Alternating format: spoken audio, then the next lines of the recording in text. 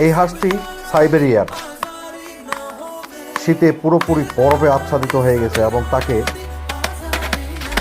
হাতুড় দিয়ে পিটিয়ে এই বরফগুলোকে সরানো হচ্ছে।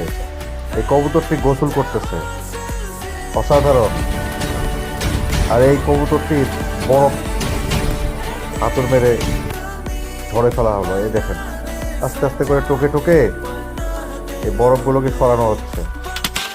এই হরিণটি দেখেন, পানিতে পড়ে একেবারে বরফ বরফ জমে গেছে, তুষারে আবৃত এই হরিণটি।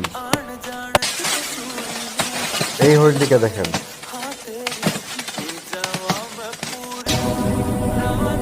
কত শীত সেদিকে একটু খেয়াল করেন, তার তুলনায় আমরা ভালো আছি।